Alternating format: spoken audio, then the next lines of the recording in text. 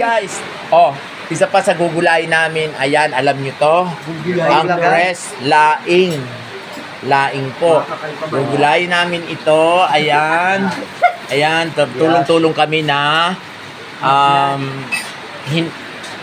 himayin ang laing na ito. Press laing.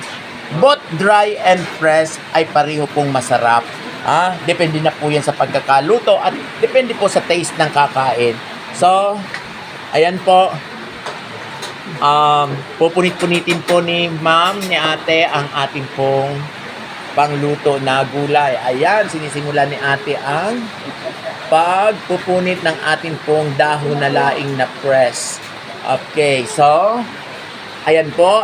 Isa sa gulay namin ulit ang langka. Tapos po doon sa kusina namin na malaki, ayan, nagtiprito po kami ng fresh tilapia. Galing po yun sa fish pond ng aming pong kaibigan. Ayan.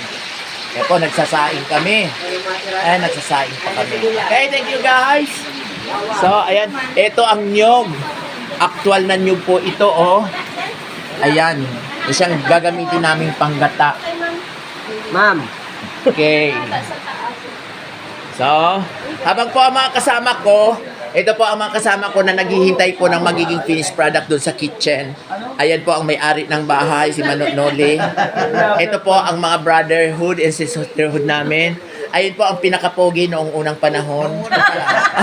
Ito po, si Mana, taga DOH. At ang aming pong mami, si Mami Ome, ang may-ari po ng si Biswa Reyes. Okay, thank you. Thank you guys. Share lang po, share lang. At eto, nakikita ninyo kung nasaan kami, nasa bundok po kami, pero ito po ang senaryo. Ayan, ang napakagandang gubat. Ayan po, nandito po kami sa taas ng bundok.